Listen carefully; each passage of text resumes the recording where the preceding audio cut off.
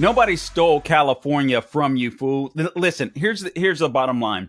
When the U.S. defeated Mexico in the Mexican-American War, ultimately there was a treaty signed that was called the Treaty of Hidalgo that was signed by both the U.S. and by Mexico. We bought the territories of California, Utah, Nevada, New Mexico, and Arizona from the Mexican people for $15 million.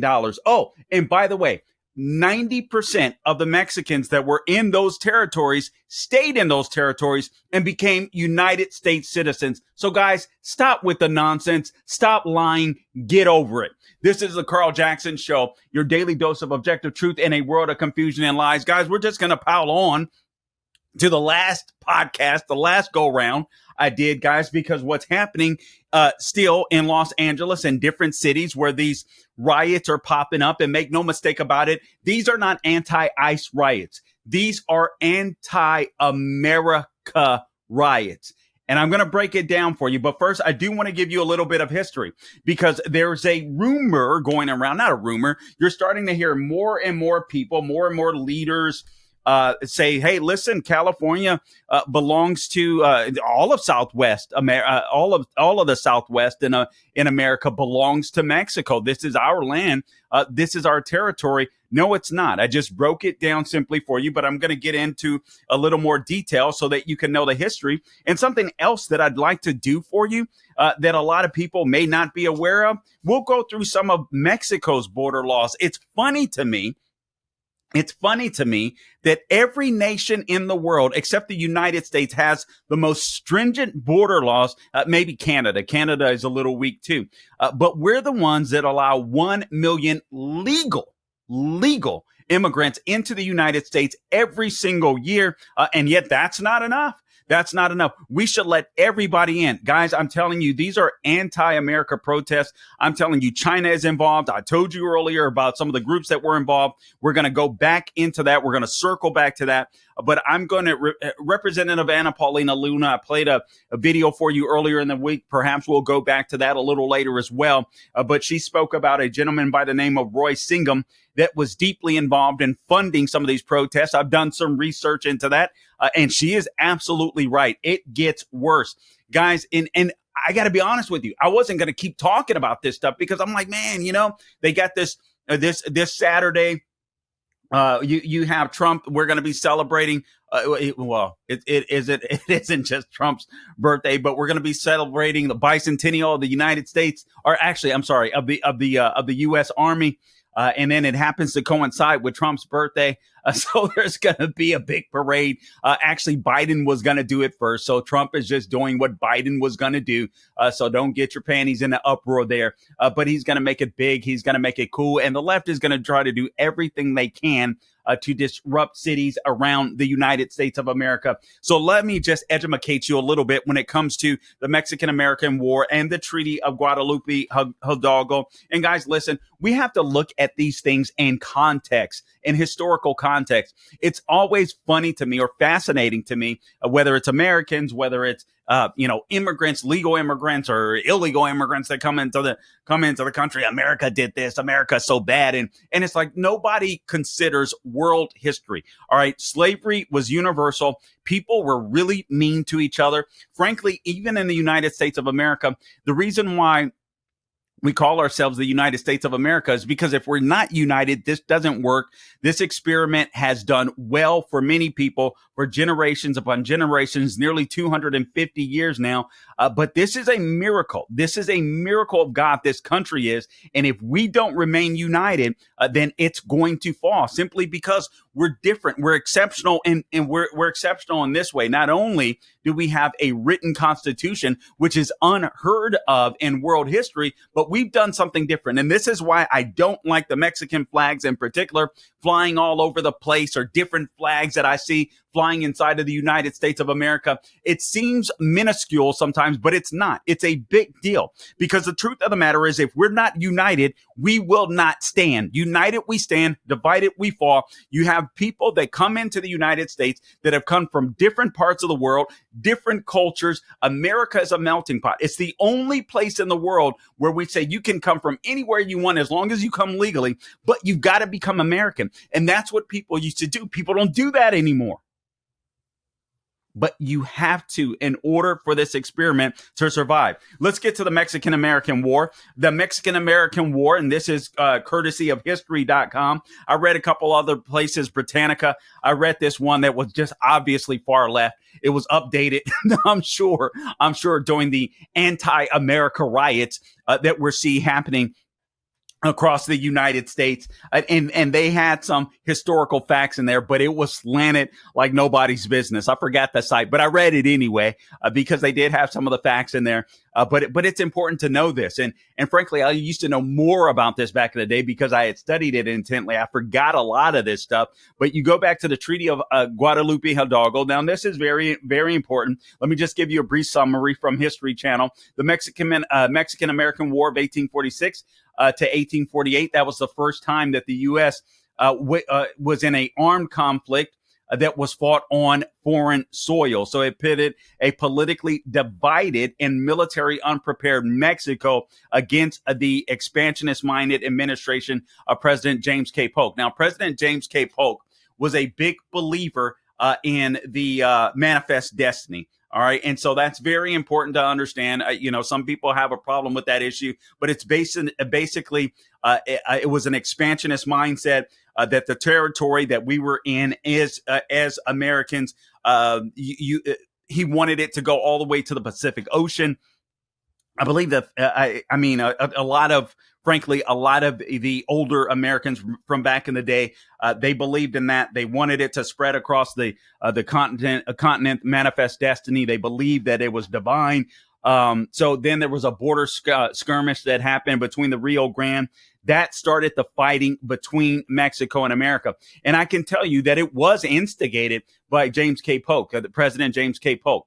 Admittedly, he wanted to buy California, Utah, Nevada, Arizona, and I believe it was maybe 50% of New Mexico, if I'm not mistaken. Mexico didn't want to sell it. Now, you have to understand this. During that time, there wasn't that many people in those areas. I mean, right now, I'm not sure how many people live in the areas. I could check out the population, but during that period of time, listen to it: California, Utah, Nevada, New Mexico, and Arizona. Guess how many people lived in those states approximately that were Mexican? It was Mexican territory. It was. That is the truth. Mexico's territory. How many people live there? All right, you're looking at 75 to 80,000 people. I mean, it's just minuscule. Imagine as big as California is, Nevada, Utah, Arizona, half of New Mexico. You literally had 75 to 80,000 people living there. So James K. Polk wanted those to be added to the United States of America. There was a skirmish that happened basically in the Rio Grande. It was between the Rio Grande and there's another river. I forget what it's called. That split. It's like the Rio Grande and another river, some type of divide. Anyway, you had American soldiers that were kind of in a no-go zone, if you will. And so the brigade, a Mexican cavalry, came and attacked the American soldiers, killed about a dozen of them. And so when that occurred, James K. Polk was like, all right, it's on like Donkey Kong. We are going to war. And so that's exactly what happened. And there was a few skirmishes that occurred. And eventually, basically, you had this president in the United States of America that had conquered these territories. Nonetheless, there was another guy. What's his name? That actually agreed to help the United States, but he ended up becoming a general and eventually the president of the United States the president of Mexico. And man, I forget his name and I don't see it right now. It's something. Oh, General Antonio Lopez de Santa Anna. I mean, the history is absolutely fascinating. He went to James K. Polk and he was like, listen, I want to help you take this territory. And so I'm going to speak to the Mexican leaders. He did just that, except he said, listen, I want to be the general for your army and I want to go against the United States. And he did just that. Unfortunately, he lost some battles, but still the United States of America ultimately, and I'll give you a little bit more history, but ultimately what the United States of America said, listen, we want to buy the territory. Will you sell us the territory, even despite the wars? And they did. Essentially what happened was America bought those territories for $15 million at the time, plus damages. Also, the 75 to 80,000 people, Mexicans that lived in the Northern Territory just above Texas. And I'll get to Texas momentarily because Texas guys wanted to be independent and independent from Mexico. That played a part in it as well. So I'll talk about that momentarily, but it's just a fascinating story. But ultimately, the United States of America, $15 million, California, Utah, Nevada, Arizona, I believe it was half of New Mexico. That was the deal, plus damages. That was after the treaty was signed, and those 75 to 80,000 people got to live in America. And guess what? Those Mexicans became American citizens. We didn't steal the land. We purchased the land. There was a war that the U.S. won. There was a treaty signed, the Treaty of Guadalupe Hidalgo. This is the Carl Jackson Show. Back in a few.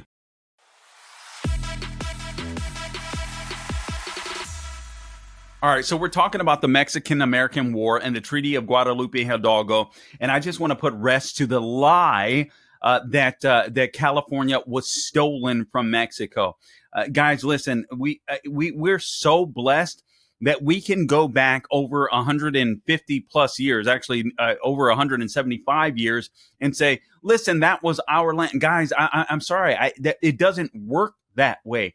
The fact of the matter is, the world was used to slavery. That was universal. Warring for territory. That was universal. And so for people to go back 100 years, 200 years and try to say, hey, we got to make this right. The sins of your father's father, that has to be corrected. No, that's nonsense. Frankly, if every nation did that, it just doesn't make any sense. It's like reparations. It's why reparations, the idea of reparations is so silly and nonsensical. You have a bunch of people that were not slaves that want to be compensated from people that were never slave owners. And never mind the fact that sadly, even the people that were slaves here, there's no telling who they may have enslaved in when they were in Africa. Or frankly, they were probably slaves in Africa and sent over by more elite Africans. That was just the way of the world. You had the slave trade where Brits were enslaved by Africans. You had Muslims that enslaved. I mean, Muslims were like, good Lord, serious slave owners, slave traders. You had Spain, you had Portugal. They were big boys when it came to big in the slave trade. I mean, everybody would be guilty. Every nation would be guilty. It's only America where we look back and we're like, oh man, this is a sin. And the fact of the matter is everybody wants to come here. Why do people want to come here? It's not because of the terrain. It's because of the freedom. And we got to remember that. But you just have to know some of the facts so that the left won't be able to lie to you. Nobody stole Mexico. It was bought and paid for $15 million. That is nearly $700 billion. I'm sorry, $700 million in today's terms. Yes. Was that, I don't know, was that a good price at that point in time? I guess so. But you're talking about 75 to 80,000 people that encompassed, again, California, Utah, Nevada, Arizona, half of New Mexico. So you're talking about people that were spread out. They probably didn't even see each other, the vast majority of them. That's just the way that it was. So listen, there's no shame in my game. And frankly, 90% of those 75 to 80,000 people decided that, listen, they weren't going to leave their land. They'd rather become American citizens. And so that was part of it as well. Let me give you a little more history when it comes to this Mexican American war, as even though I've just lost a piece of my notes here. But basically, when it came to Texas, and I don't know if I could find my notes. All right.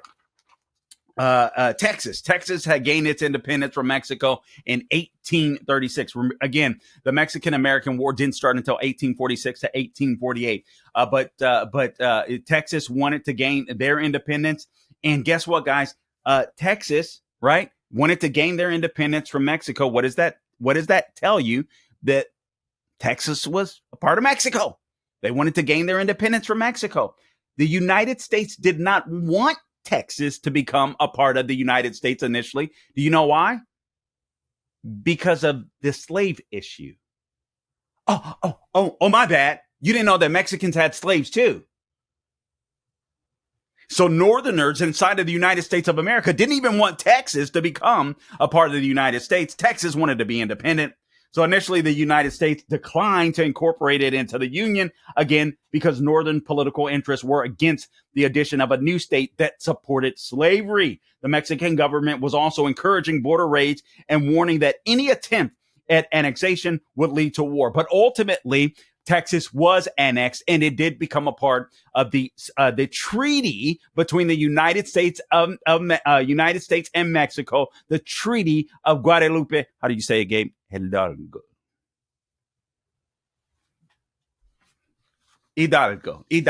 Okay. All right. So anyway, so that became a part of the treaty. Nobody stole it. There was war. There was a treaty signed. There was monies paid out. $15 million plus there, I believe it was a few $1 million more than actually the United States paid to the government of Mexico for damages.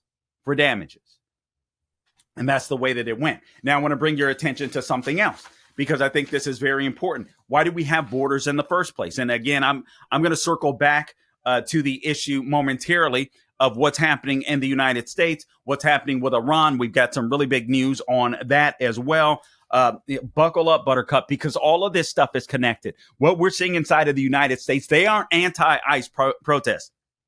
I've been thinking about this long and hard. They are not anti-ICE protests. I think we're framing this in the wrong way. Guys, momentarily, I'm going to get into some more information about some of the people that are behind funding these anti-America protests. And it's going to blow your socks off.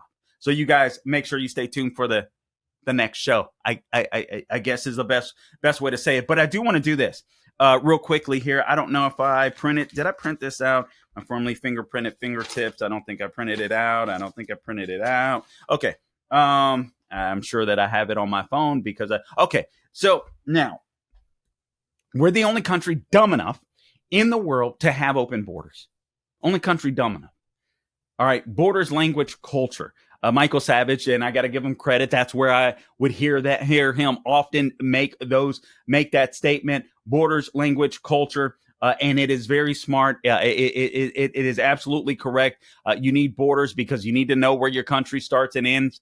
That's sovereignty, and sovereignty brings peace. When you think about it, you know what area to protect, right? And that's very important. Boundaries are very important. So borders are very important.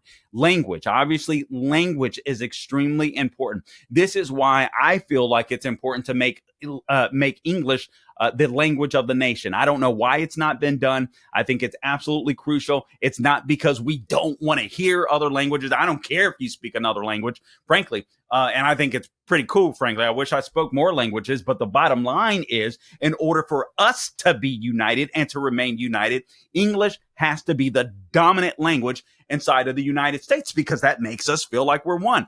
If you travel to other countries in the world, they don't speak different languages per se. Well, I'm sure some do, but for the most part, you go to different countries and they're going to speak whatever language is native to that region. But that gives them culture. And that's important. But I want to go to borders. I was just looking at a website earlier. Punishments for illegal entry into Mexico. Here's what you need to know. And frankly, I did a show on this radio show with my former co-host back in the day, Mickey Alvarez. and we talked about this, and I couldn't find that research. It may have been the Heritage, so maybe I didn't dig deep enough. But listen to this. The punishment for traveling into Mexico illegally can vary depending on the specific circumstances and the discretion of the Mexican authorities. However, it is important to note that illegal immigration is considered a felony under Mexican law, a felony. It should be a felony here. And I don't blame Mexico for doing it. Why? Because you got to protect your borders. You got to protect your language. You got to protect your culture. You got to protect your sovereignty. You don't want invaders coming into your country. So it's a felony there under Article 123 of the General Law of Population. It imposes a penalty of up to 2 years in prison, a fine of 300,000 to 500,000 pesos, which isn't much, frankly, for foreigners who enter the country illegally. Additionally, Mexican immigration authorities have the power to detain individuals that come into the country indefinitely. You due process? What the hell is that? You don't get that in Mexico. And frankly, you don't get that anywhere else in the world. We're the only ones dumb enough to do this stuff. We are killing our own nation. We are committing suicide. And frankly, that's exactly what the left wants.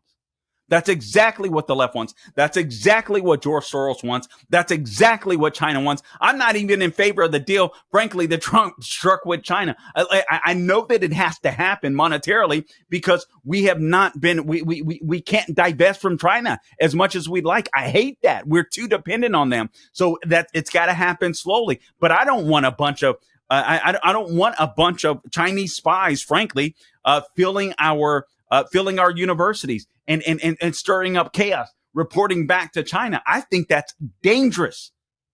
I'll get into that later.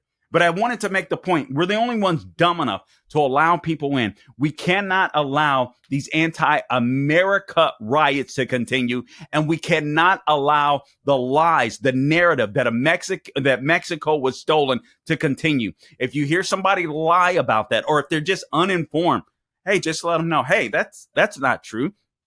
There was the Mexican-American War. There was a treaty signed by Mexico and the U.S. where the U.S. after the war, where Mexico after the war sold those territories to the United States for 15 million buckaroonies. And guys, we've got to have borders. I mean, Mexico has strong border laws. Why shouldn't the United States of America?